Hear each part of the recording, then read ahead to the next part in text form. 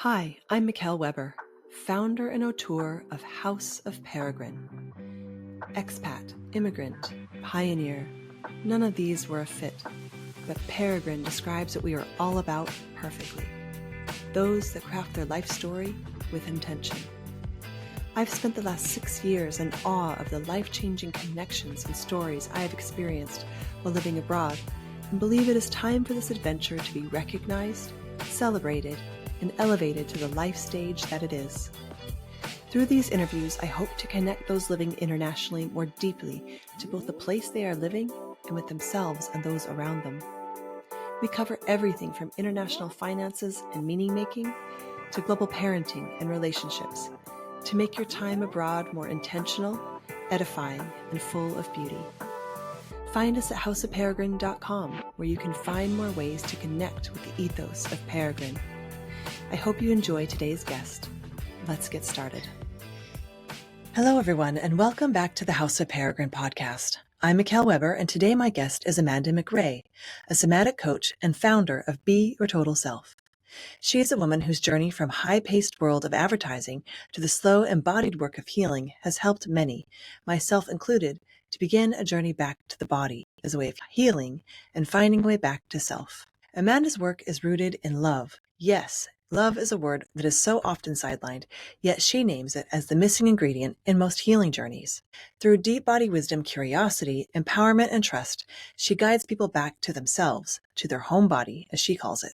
She's originally from Australia, and Amanda has lived across continents from Sydney to LA and now back in Amsterdam. She brings a global, tender perspective to her work, especially for those in positions of leadership and influence. She holds a particular sensitivity for what it means to navigate transition, cultural, personal, and relational. Welcome to the podcast, Amanda. I am so excited to have you on today. Hello, what a beautiful introduction. Thank you so much for rewriting my bio for me. It's beautiful. I'm going to cut and paste that one. Well, you're welcome to have it. You don't even have to steal it. I'm so glad to have you on because we've worked together. Now it's been a few years ago, but listeners to the podcast know a little bit of my story of kind of going through a big transition. And so even when I started this podcast 2 years ago, I knew I wanted to have you on. So this is kind of a good full circle moment for me. So I'm so glad you're here. Yeah, I often say that tracks were laid. Like I always feel like there's certain people that come into your life and you you go different ways and then you come back and you're one of those people that I feel like these tracks will continue to cross and here they are crossing again. So it's great to join you. Yeah, great. So to begin with, I really think maybe most people know, but I don't think most people do. What is somatic bodywork? So I call myself a somatic coach. And my understanding, the way that I look at it, my business name is actually Be Your Total Self. So somatic for me encompasses the whole of the body.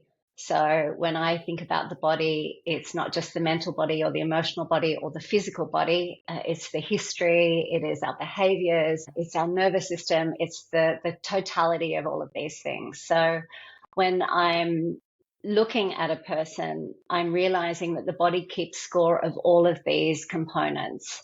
And my lens actually is the pattern that is in the body. So I see the belief system. We talk about the history. We look at the emotional charge, but actually where we create the change is from the body, how it's holding it, getting it to release it and allow whatever resource or energy that is stuck to be sort of freed or felt. Yeah, nice. And in my experience, this was something I didn't know before that I got to learn. A lot of times if you're having not always illness, but for me it was I couldn't explain why I was having these things in my body, and I would go to the hospital or the emergency room, like I'd have a lot of things going on. Now I would probably say it was something like burnout, but from caregiving. But going to talk therapy or sitting down and talking to someone didn't work because what was coming up in my body wasn't able to be processed by my mind and out my mouth. Yeah. And so this was a really powerful way. Maybe it's called a healing, maybe it's called coaching. It's a combination of things. But why, in your words, do we not always know what's going on in our body? I think actually when you talk about like what you're talking about is symptoms, and I think our body's communicating to us all of the time, whether it's through the sensations or these symptoms that are calling for our attention. And what I like to say is that these symptoms or these sensations have a lot of wisdom for us. But sometimes, because we are human and we have this nervous system that is wired in survival and emotional connection, sometimes there's a misunderstanding or a dulling. We turn these things down or we disconnect, we don't attune. So what I really, the first step in any kind of session or any kind of teaching that I do is actually the awareness of like coming back and hearing and attuning to what is actually there. So when you talk about burnout, what I often find is people have ran over the top of these red flags or these sensations that would have said, hey, actually maybe you need to rest today, or hey, actually you need to drink more water, or hey, um, this I'm connection drinking. is not good for me. Yes, exactly. When I'm teaching in the burnout prevention workshop that I do, is all of a sudden everybody wants to go to the bathroom and everybody wants to drink. All of a sudden people get hungry. These are the kind of signals that we're not always attuning to. So that is Yeah. generally a first step. Yeah. And when we are ignoring these signals, Mm. we've talked quite a bit about burnout on this podcast, but I would love for you to go into the language that your body's speaking. And we didn't even start. First, let's talk about how you got here. I wanted to jump right in. I was so excited because I want the world to know about this type of modality. But first, tell us about you. How did you Well, get to this line of work? yeah, yeah. Well, I grew up in Sydney, well, on the northern beaches of Sydney, in Australia, and I was an athlete. If anyone knows the Australian culture, there's lots of sport, and I sort of fell into athletics really early on, played hockey at a high level, and I was exposed to performance visualization, so mind-body connection practice to make me a better athlete. So that's where I think the spark was ignited.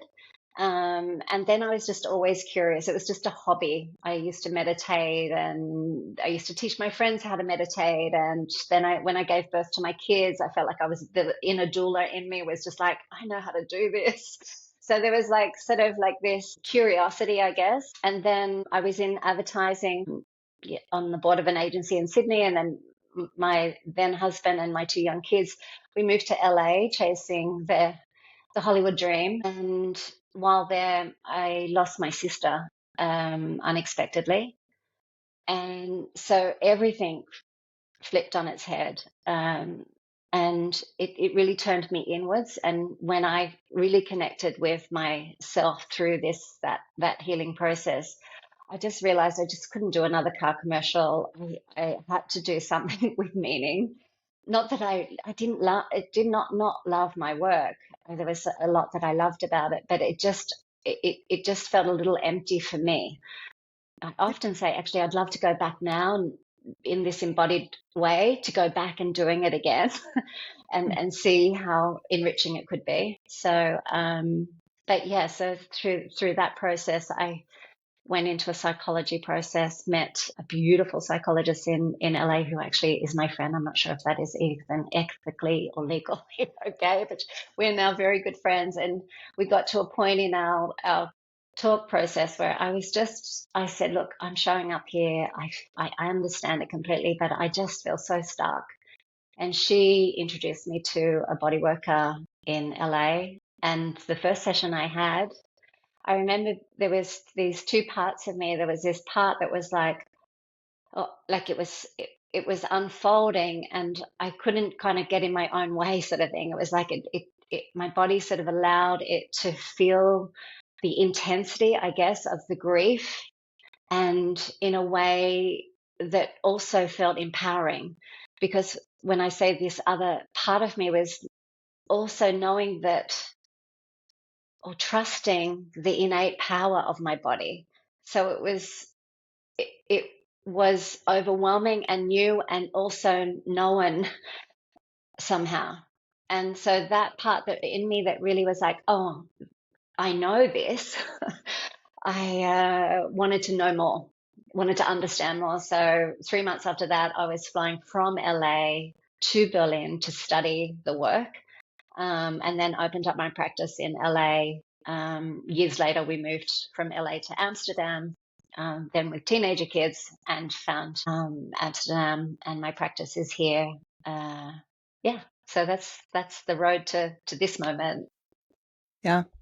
When you described that first moment when you were working with the body worker, and it sounds like your therapist at the time, who's now your friend, she recognized that she had taken you maybe as far as she could for that point, and then you needed to go into the body. And of course, maybe you were working in tandem with both modalities, which I also find extremely powerful, Yeah. especially for children. I think children, teens, um, it, it's like they don't always know how to talk about. So if you're having trouble with something that just can't be named, like this grief you're talking about with your sister, which that's an incredible story. So you were in LA and your sister passed in Australia. Yeah. That's like, everyone who listens to this podcast will understand the extra layer that is being so far away from something like that. But as you're processing it, and it's unexpected. So things like this, we don't have ceremony or ways of understanding culturally the actual depth that our bodies might experience something like this. So it's like, yeah, you grieve, you go to the funeral maybe, and then it's done. And so then you're left, your body and your own life is left to process what that means. Yeah. And I think, is that what maybe your experience is actually touching the depth of that grief through your body, through the lens of your body, allowing your body? Yeah, I don't think there's anything more intense actually than grieving. I think it's just overwhelming in so many ways. But when you talk about the audience, the expat audience or the international audience, is so much of, I think, was also delayed a little bit because I didn't have all of the pop-up reminders of Leanne in LA. Like it's almost like we had the funeral and I flew back, and then I sort of just was back in this life, another life. So I think Yeah. it also is I think that's probably interesting for the audience about that experience, or relatable.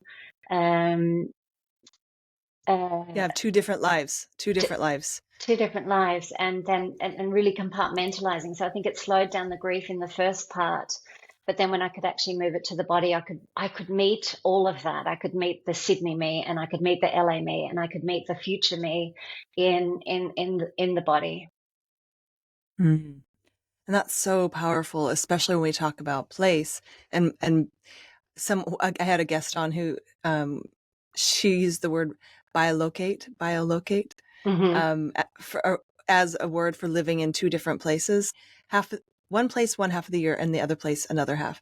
And I know other people who use it as a way of like existing in two places energetically at once, or multiple places. Interesting. And I think that the way you're using it now is super interesting as well. Whereas like you have your Sydney life, and in your LA life, you don't have the grief as much for one reason or another, the reminders, the energetics, whatever it is.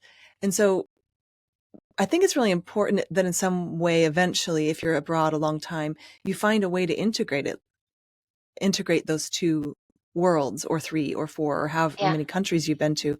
What do you see that's, I mean, I think you work with a lot of international people. What do you see as the common things that you see come up in people's bodies who have moved a lot? Oh, well, it's the grounding piece, it's the home piece, it's the belonging, it's feeling like the outsider, all of these things. But I also think that I also see the person that actually really chooses to step out in this way. They are the risk taker. They are generally they're breaking new ground as well. So often they're seeking something, they're curious. So I think what I have to do is actually bring this nature of theirs that actually has them stepping outside of the norm and towards something, and still feel at home in their body, belonging to their body, so that they are, wherever they are, they feel at home, they feel connection. And I believe if we feel connected to ourselves, then we feel connected to our environment. Yeah. Yeah, and that rooted sense of self is can sometimes be elusive. How do you bring that? Maybe this is a good time to talk about your work. Is when you come to see you, um, for most people, it's probably the first time they've done this kind of work. Do you have a lot of people who you're explaining what you do? I think over the years, it's now becoming more common. Like people are now actually Googling somatic coaching and therapy. Like, but when I first started, I think people came because they had no other option. Like they tried everything else a bit like through the sensation that I felt. But so yeah, more people are coming at least informed because they've seen it on Instagram or somebody's talked about it on a podcast. They talk about the nervous system from an informed way. But most people, I would say, if I was that they are a curious kind of person to kind of want to meet themselves also in this way. So Yeah. yeah, But when you come to what systems are you're working kind of in the nervous system? Would you say like, and you don't have to name it if you don't want to, but like what is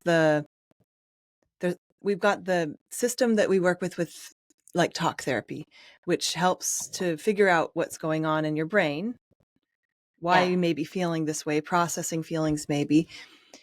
How would you explain both like when someone comes in the room with you, but also what's actually happening for their body? Yeah. So any session, we are having the cognitive, the talk up front. Yeah. And when they are talking, their body's expressing something to me too. I and because of my way to sort of interpret the body, it helps me to get to the core root very quickly of where the part of themselves is actually being suppressed or contracted or resisted. And I kind of want to circle back to something you said earlier about the importance of talk therapy, because we do have to have these words, particularly for the teenagers. I think you really highlight that is an important thing. We need the language. We need to be able to relate to ourselves. So often when I am first coming to the body, we are, like I said, the awareness is the first thing. I'm getting people to describe it with words. What do you feel? And many people are like numb. Mhm. They don't have the mind body connection. So at first they're saying, I don't feel anything. Or I feel a lot and it feels overwhelming, or I feel hot, I feel cold. And that's the door that we start to sort of relate to ourselves. And then we start to notice maybe we could actually take that numbness and just feel that there is a little bit of sensitivity around it, and then start to expand it, notice where we're resisting it, and just sort of open up the experience to feel safely felt for the individual. And that's where we start to really relearn or unlearn that we can feel these feelings, or that we can connect with that part of ourselves that maybe was offline.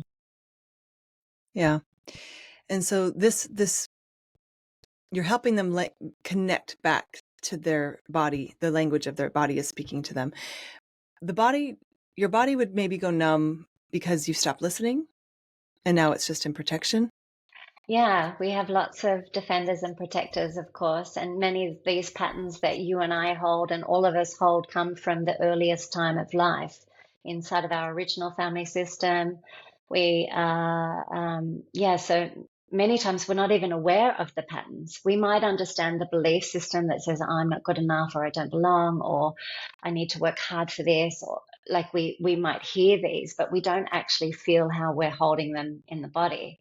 So once we actually notice, oh, it's actually in the right shoulder, a symptom might lead us here, but an aching shoulder, or maybe an upset tummy. But it's also it's not always screaming at us, our bodies, in those ways. If we've got a symptom, we've gone way past the first expression of it. Hmm. So yeah, but I think what I would want to add to this, and you said it in the intro really beautifully, is that because we are human, and because we learnt so many of these things in our original family system, often the missing ingredient is love. Hmm. And when we had our conversation ahead of the call, I shared with you that I didn't realize that I was working with love until sort of probably 4 or 5 years ago. And I was kind of like, oh my gosh, can I work with love? Can I hold these people with all this love? But actually what it is, um, it's just it allows me a lot of freedom to meet an individual wherever they are, because there's no judgment. There is just what is. And sometimes that is the piece that just allows people to be like, oh, I never felt this. I've never shared this. I've never Yep. experienced this. Yep. And that's so powerful for this human system. Yeah. And I think that the love door is where we learn a lot of, it's like love, acceptance, safety has to come first before we can heal or integrate or relax enough to allow deeper healing. Or I even think like shamans use, you can call it something different, but it is this universal force of something. Love is a really good word for it. And I think that, do you see a lot of people coming to you saying, I've never felt this level of acceptance and love? Yeah. Yeah. And that comes from family systems, from parenting. I'm a mother myself, and that I consider that my number one job. Basically, I'm head snuggler in chief, and like nervous system regulation is my, it has become my top priority because of that. But it is is it astonishing to you how common it is that people haven't felt this before? Yes and no, because I believe, yeah, it can be like, even when you ask that question, I feel a little overwhelmed. I'm like, Mm. wow, and I feel an urgency to help more people somehow, like it Mm. triggers something in me. But I, I think I think it really does just speak to the humanness of us. It is Mm-hmm. not the fault of the original family system. I think I also have showered my kids with love, maybe even too much love, if that is Yeah. possible. Like where, maybe I disempower them to sort of feel their own, their own. Their own spirit in it or something. But I think we're all just doing our best. But I'm sort of getting lost in this, because that experience of understanding that we're all craving this really, really touches me. Yeah. Yeah. I see it as well, there's the expression, we're all just walking each other home, that comes to mind, because Mm, it can't just happen in your own family system. Like yeah, there's many, many ways to feel this universal love. And I think it's as simple as recognizing that it's essential, and it can come from many places, like your work, or a teacher at school, or a colleague, or a spouse. yeah, There's many ways, a dog, a cat, these things, it's abundant. But I do think that recognizing these things can help us in our own healing and understanding of what we may be going through, and how to maybe even make ourselves more resilient. yeah. I think actually what you're referring to is the co-regulation, because Mm-hmm. as humans we are wired for survival. Yeah, if this candle was to knock over and it would start to light things up, I would get up and move and take care of business. But we are wired for that emotional connection. And if you think about the expat that is moving from one family or one system to another, often we are looking to connect. But what I want to empower somebody is that they don't need to look like the other. It is empowering this to feel the love of the Mm-hmm. uniqueness that it is, alongside of the other. Yep. So inside of that session, when I'm providing this container for people through that lens of love, they start to access that part of themselves that maybe has been adapting, or maybe has been whispering quietly inside, or maybe it's been shy to come out, or has been numbed for different reasons. Yeah. Yeah. Do you see it as helping people? What it feels like to me, and this is coming from a different lens that I have with relationships, is that every crisis is asking for an evolution of some sort. And so your body is, maybe you're not listening to it, but yes, that's one thing. But that it wants to keep moving It wants to keep growing. It wants to keep experiencing things. And so if it can't, then it's asking you to evolve. Yeah, So I learn new think, skills. yeah. Yeah. Yeah, I think that I would use probably the word transformation is like we Mm. can get stuck in those things, like in the crisis, we can, bunker down or we can resist it. But if we can really allow, that's where that growth happens. That's where we meet new parts of ourselves. That's where I think we have the opportunity to expand and learn and feel Yeah. into the potential that we have that maybe is not always kind of a given space. Yeah. So when you come to your practice, it's very much like you sit down, you chat, and then it's kind of like you experience like not a massage, but like you're on a massage table. Yeah. And so for you, you're sensing different things, blockages that are happening in this person. And through your work, you are helping the body to move it. Is that right? To move or change, encouraging it. How would you describe that process? I think every person probably describes it differently, and it's hard to describe, so I apologize for the question. But walk us through what that is, kind of. Yeah, so after we have the conversation, we also set a sort of a collective intention. So the Mm. intention, people are on the table for many different reasons. It might be vitality, or it might be a creative process that somebody's on, or it could be somebody that's transitioning in a divorce, or it could be many things. So we would use the current situation that is going on in their life and how it is actually being held in the body. So, but Mm. then when we go to the bodies, we have this intention. So the mind has got a job to join us in it. And Yeah. the very first thing, and this is like it's so, I cannot over emphasize, is the awareness, the attunement of what is. And whether that is numb or pain or discomfort or disconnect, that's where we come to first. We come to it with that curiosity and love. And then we can start to hear the needs of this part of the body. Yeah. And then with that, we start to have that conversation between the mind and the body that actually it can take space, it can let go, it can be soft.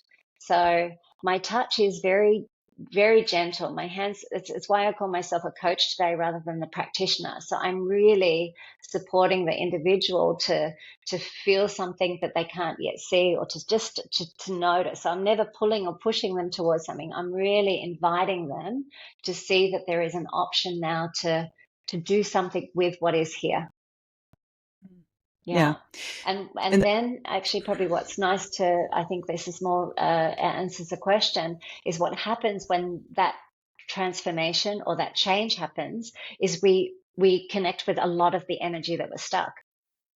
So yep. for me, when I was first on the table, all of that energy that was being controlled because the grief was overwhelming was also my love and my creativity and my connection with my kids and my partner. All of that had a lot of energy. And so my body trembled. I got cold and shivery. And so when a client releases trauma, for want of a better word, or from the body, it comes with this beautiful, beautiful charge. Yeah. So if I were to play that back to you, that is like you're doing a lot of effort to not process something big. So you're having to really, your body, whether you know it or not, is taking a lot of resources that it uses for other things just to keep this grief in a little box or inside Yeah. and not fully processing it through the system. Yeah. And that cuts off your access to energy, to other things like this. Yeah. Yeah. One of Um, my favorite words is effortlessness. yeah. Effortlessness. How can we be more effortlessly ourselves?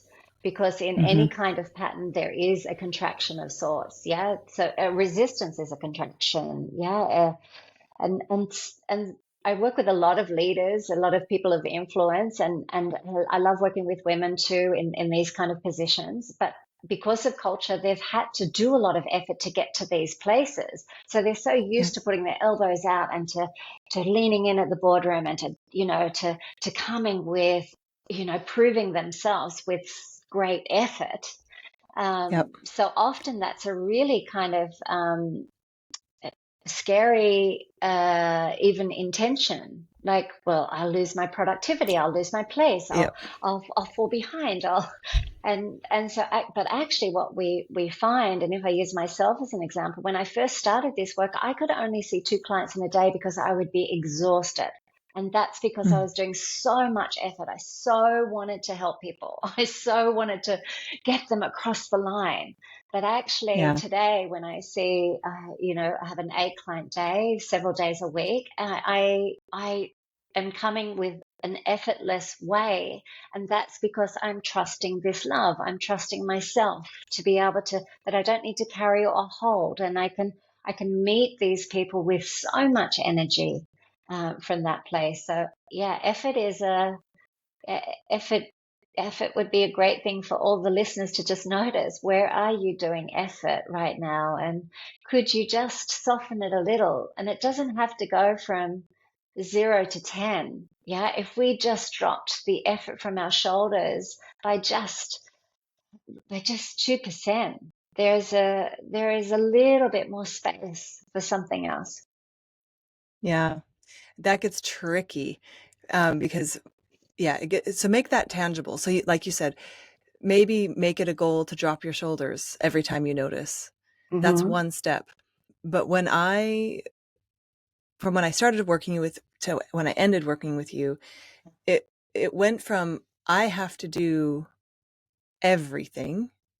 I am alone. I have to do everything, to when I'm in my best self, when I'm trusting the most, I can flow through a day and not think about anything, and everything comes when I need.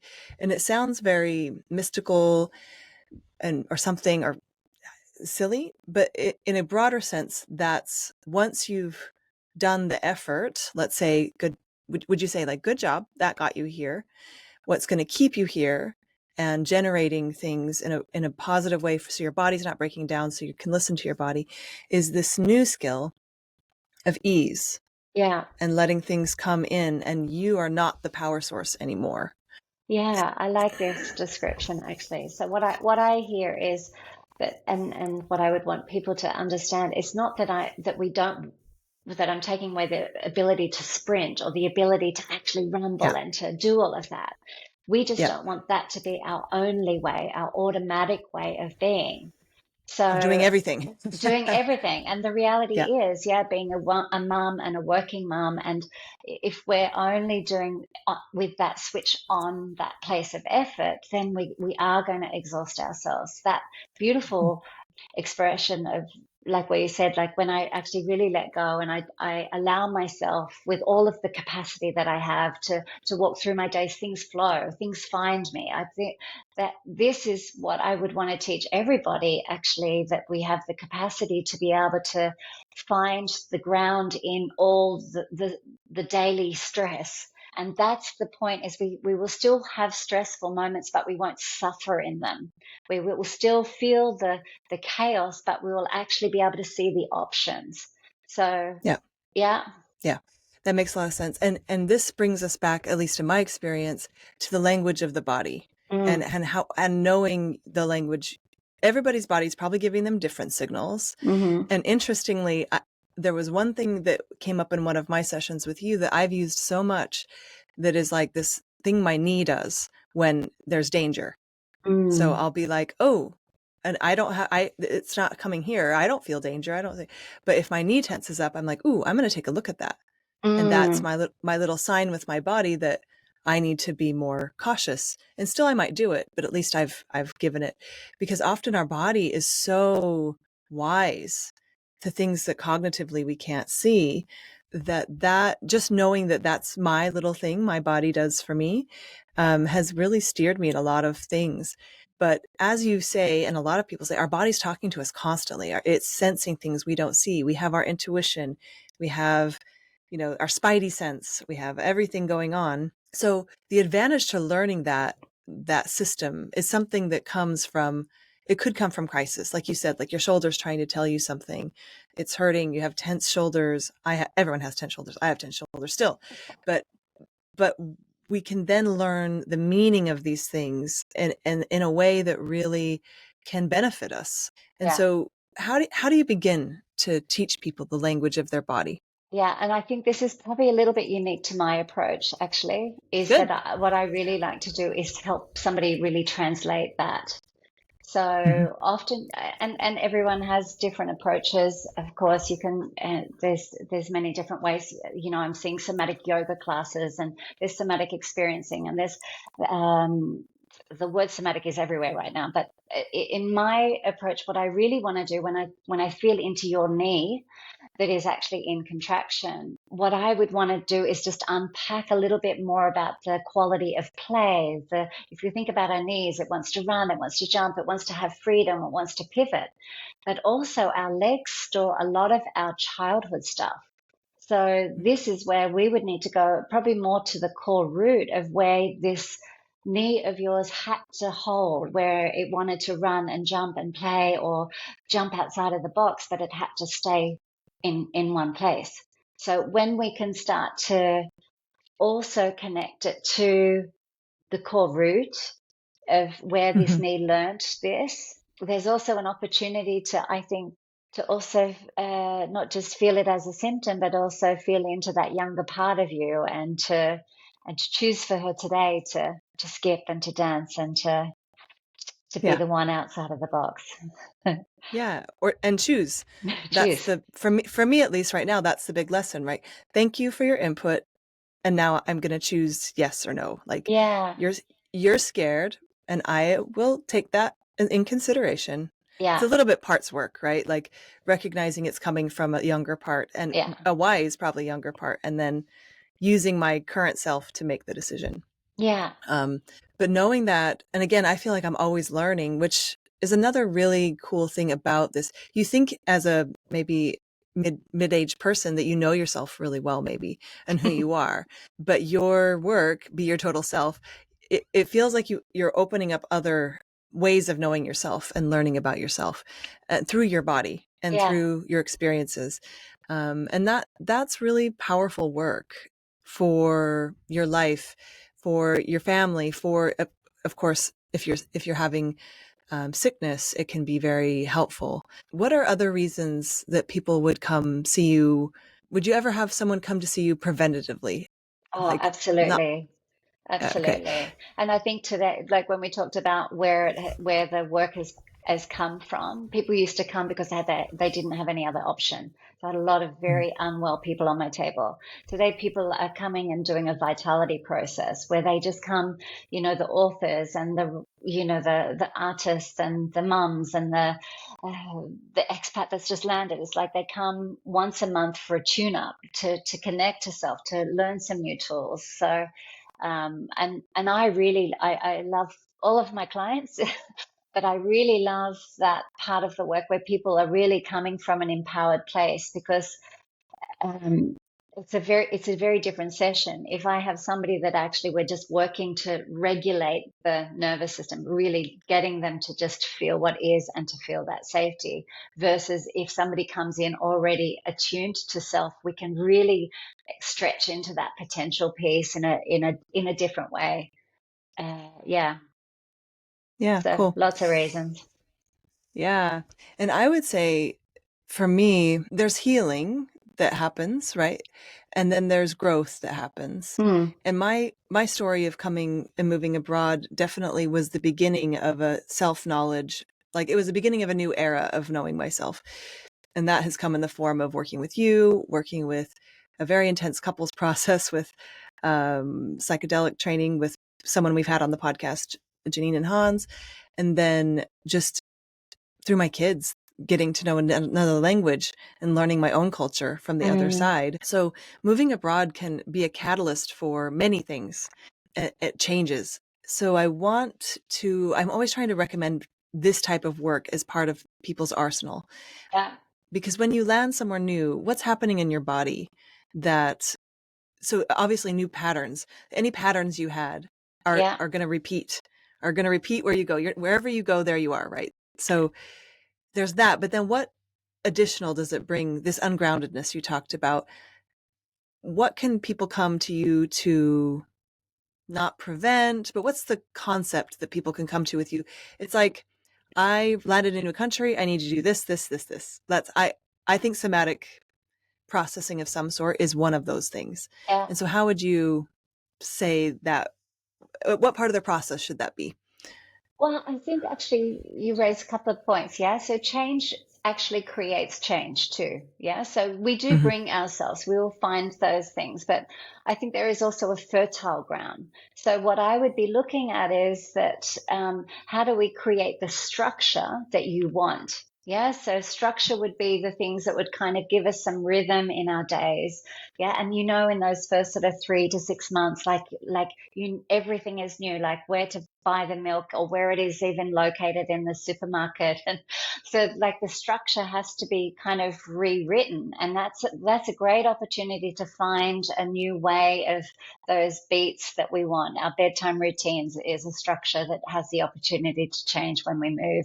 So but if I think about like somebody who's just landing here and is wanting to use the work, what I would be doing is looking them to get them to embody their bones. Our bones are the structure that's inside of us. Our bones are the earth that is grounding us to ourselves. They are quiet and strong and solid. And if we just like, even now as I start to kind of feel my bones, I start to feel a different kind of vibration in my legs. It's just like there's a grounding quality. But yeah, so I would be giving strategy around these patterns and behaviors that we could put in place, and I would be also attuning them to their legs and the bones that are actually inside of them. But often our muscles are trying to do what our bones do. They're trying to hold structure. There's that effort Yeah. piece again. So if we can get Yep. them to soften and to actually trust this beautiful collarbone and to feel all of the parts of ourselves in an embodied way, we'll find more of that flow and freedom and newness. I think that's too actually is what we're often really terrified of, but actually what the expat is seeking is the Yeah. newness. It's like, I want it, but can I have it? I want it, but how do I understand that I'm going to be okay if I've never really ever experienced it? And that is that trust of self. Yeah, to be able to take the steps, to be able to stand in what it is, and to be able to walk away or to have that trust. Yeah. Yeah. Yeah. And so when we're talking about transitions like this, there's lots of transitions. So having a baby, I think, is a really great time after having a baby or before having a baby, moving country, when a relationship dissolves. I know you have personal experience with this, but also many of your clients, when a relationship dissolves, a partnership, a marriage, what does that do to your body, to your systems, and what does that process look like? Think it creates again an opportunity to connect with something a little bit deeper. So I was in a marriage for 25 years, and my kids that I talked about earlier on, they are now 23 and 21. My 23-year-old lives in Stockholm. My 21-year-old's in Sydney. She's currently here with me right now. And the father of my kids is still living in Amsterdam. We still live in the same city. But going through that transition, for us, it was not just COVID and divorce and kids moving from high school into university and leaving the house. We had so much kind of change going on. And I really, I really think if I hadn't done the work, I probably would have found myself back home. I probably would have packed my bags and gone somewhere that I knew that I could just be safe. Yeah. Yeah. But actually, I think knowing that I could take the steps through it, that this change was part of my process and the journey to actually being the better mum, the better partner, the better me, the better coach. It allowed me to keep walking towards what was unfolding. Yeah. So the safety and love you felt in your own body allowed you to be able to do the right thing for yourself, for your own, would you call it progression? Would you call it your own path? How would you call Um, that? I, I, I, I call it my unique me. Like I think it's also an inner being. I use many words. That inner being is Yeah. also love, but it's also potential. I shy away from the word potential, but it's like there we all have a different kind of capacity. Usain Bolt can run really fast. That's because he's got a capacity for it. Other people are really creative because they have a certain capacity for it. So I think when I when you asked this question now, what I felt into was actually it is that adult part of me being able to choose to be able to express Amanda, to be able to live from this place. Yeah. Yeah. And so if someone comes to you saying, I don't know what, like I'm in a relationship, I don't know, especially long-term relationships, especially when you're in a different country together, it's a foundation shake to change relationship. And so is that how you help people process it? Is it like, should I stay or should I go, is a massive question for therapists, Mm, for mm, any kind of things.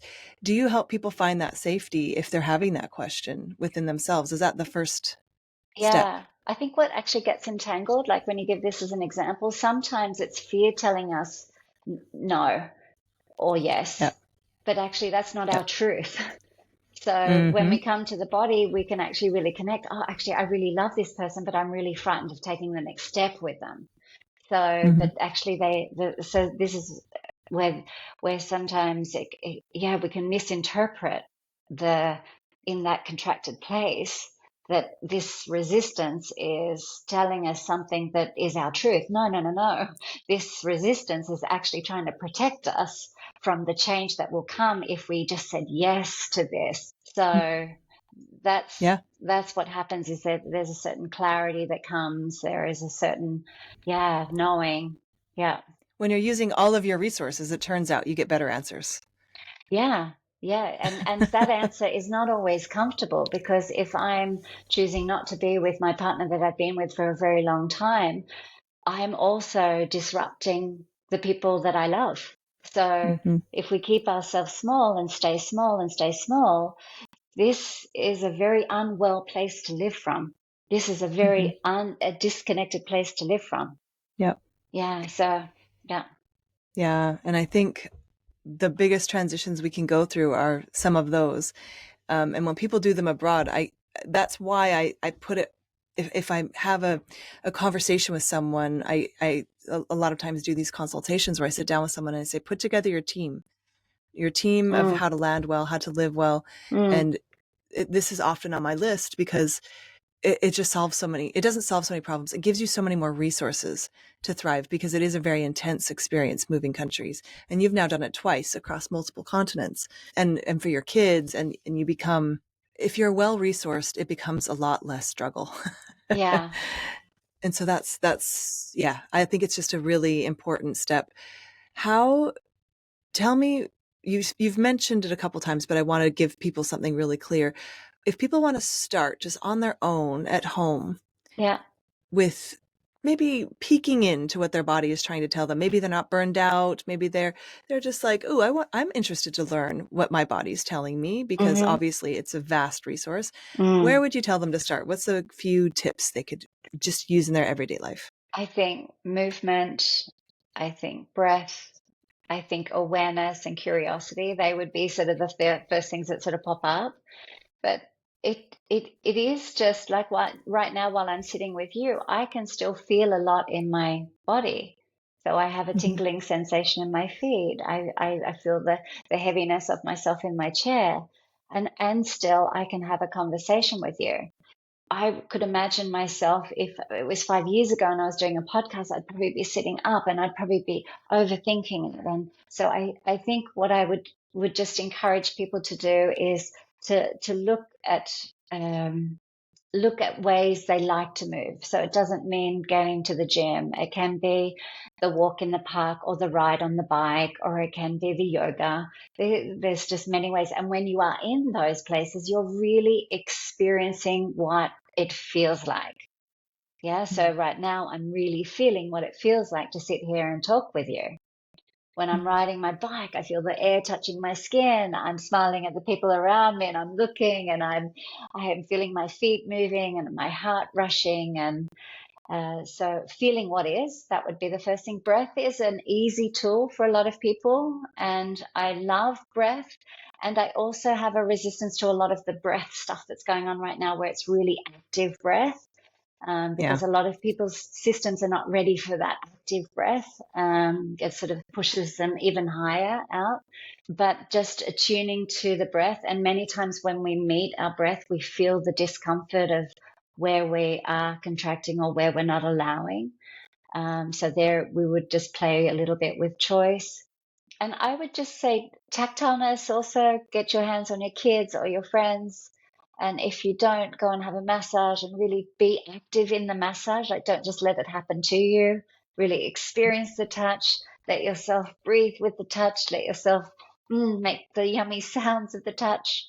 Yeah, there's some sort of easy access points, but there's also a really big growing community of somatic practitioners now. I had a beautiful evening here a couple of weeks ago with a room full of psychologists, and I introduced them to some practitioners that I would recommend that are in and around Amsterdam. When I first landed here, 10 years ago, I think it was me and maybe one or two others from different modalities, but now there's like 40 or so practitioners here. So there are many options out there. I would be very happy to, to connect people if they can't get into me, but to connect people to other practitioners in the city. Nice. Yeah. Yeah. And so I just want to play that back. So if whatever you're doing throughout the day, choose something and just take a moment to really be in it and notice everything about it. Yeah. And I would add I don't know if this is next level. What if you feel a pain? That can be scary if you feel a pain when you've tuned in. Yeah. Yeah. Good question. What do you recommend people do? Yeah. And we are going to meet pain. Yeah. Like even now I'm sitting with my legs crossed and as you say, oh, I'm feeling pain. Then I actually think, oh, I might uncross my legs. So I was not really feeling the discomfort that maybe I was causing myself. So, but sometimes pain is chronic. Pain it really is stuck in the body. So it just needs some attention first. Often when we go towards pain, it will increase. It may also dissolve. It might also express, like my leg just said, please uncross me. Like there, I could attune to its need. But but actually going towards it, and this is where that love piece fits in. When we go towards it, if we're going towards it on our own, we might be like, I don't have time for that pain right now. I've got to pick up the kids, or I've got to, I want to just for you to be quiet, or I'm frustrated by you. If we're coming with that kind of mind-body connection, the pain's just going to either get tighter and contract and try and hide itself in some way. But if we can come to it lovingly and kind and be like, oh, yeah, okay, I see that it actually needs a bit of attention, and pretty much we can feel what it actually needs. Yeah, and that's a kind of abstract concept for a lot of people, but the practice just starting with, for me at least, like immediately when I would feel pain, I would get scared. And so then I'd turn it back off. And so just even the practice of not being scared. So my first step was feeling the pain, and as silly as it sounded to me, being like, okay, pain, what do you need? And most times it would just disappear. Yeah. Yeah. And I this comes from thought about how would I go towards my kids with this kind of pain? Yeah. I would be like, come on, like, let's go. I'd be like, oh, honey, what is it? Do I need to give it a little hug or a little kiss, or can we just sit here and just maybe give it a little massage, or just rest for a moment? Yeah. But just acknowledging it sometimes is the first step to, like you said, uncross. It'll change your entire pattern if you notice you're crossing your legs all the time. Yeah. And then you stop crossing them. Or if you're shallow in your breath more often than you realize. These things over time cause enormous changes throughout your life. Yeah. It's like the butterfly effect. Yeah. And so I want people to come away with this notion. It doesn't have to be always starting this process with you, which it should, like if someone, and that's my last question for you is like, what are the processes with you as a coach, but they have a place to start. But if they want to come to you as a coach or someone like you, what are the moments, what are the scenarios that people might do it? And what does a process look like? I'm sure it's different for everybody, but like in Yeah, general. yeah, yeah. So I would say if people will be listening to this and will feel naturally pulled to it, I would say Mm. feel that pull and act on it. Like feel this is your internal being saying yes. Yeah. Now make the movement towards it. And maybe it's not towards the coach, but maybe it is towards the breath work, or it is towards the yoga movement that you were looking for. It is towards the lay in the park. So listen to that pull and follow through.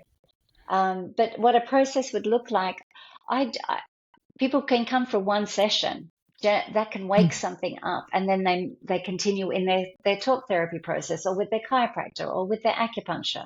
But generally what I like to say is like around the third or fourth session, like there's a certain amount of tools and awareness that really lands with a person. So it's like it's I see them all attuning to my hands rather than me vocalizing it. They start to move towards it. So that happens for me around that third or fourth session. And then, of course, like I said, the process can be, for leaders or for creatives. So I have an artist that's showing right now, and she's working on a new project that's going to be in Paris, and it's all about her voice. So we're working very clearly on something that she's really wanting to create from an authentic place. So it's so varied, and that's why it is be your total self. It's like we meet the individual, we meet the situation that you're standing in, we meet you where it's at. Yeah. And if someone wanted to come to you to be a more attuned parent, Mm. that would be a different process. Yeah, absolutely. But what we would find actually in that, like I have this often, that it's the mothers or the leaders or the people wanting to do it for somebody else. What I would be able to do is to kind of bring them back here. There is an unmet need or an unexpressed expression that is happening here that would allow them to then parent differently. Yeah. Yeah, Yep. yeah, Yeah, it's such good advice. So that's the coaching I think that you're talking about, is you're really coaching them back to themselves, teaching them about what their body is trying to tell them, and yeah, that helps change patterns in every part of their life. yeah. Yeah, so Yeah. we would maybe, if we were working with the mum, and there will be absolutely a ripple-on effect, because the mum is also the sister, or the mum is also the daughter, the mum is also the creator, the mum is also. So when we uh, these shoulders not compartmentalizing, they're a part of the total experience of that person's life. Yep. Yep. Yeah. And I guess I have one more question. Men do this work. I've known a couple men who've done this work also. And we're all humans. So we've talked a lot about women using this work, but I know you also work with men. Yeah. So I want to touch briefly on what are the struggles that men might experience that are unique in this culture. Oh, okay. I mean, I would say 45% of my clients are men. So Mm. I see across the day, I see a lot of men. I would say the suppression of anger, power is often something that they want and know that they want to express, but they keep certain things uh, small. I think, yeah, feeling comfortable also in their feminine sides there. And when I say feminine, I'm talking about qualities, like in their Yeah. softer, nurturing sides, their sensitive sides. There's sort of often an entanglement of like, can I really see and feel all of this, and still be the provider, or the yeah, Strong, the strong strong person. strong Yeah. person. I have a lot of men on my table right now that are really struggling with sleep, like that are really restless in the rest. Mm. So helping them sort of feel into the letting go of, and because there's so much change going on in the world right now, this particularly, I think of that masculine role, that they're having to sort of let go of some of these old ways, and to allow the new that is emerging, not Mm. just around us, but inside of us. Yeah. Wow. That's good insight. I'm glad I asked you that question because I think it's helpful to see some of these things in yourself as well.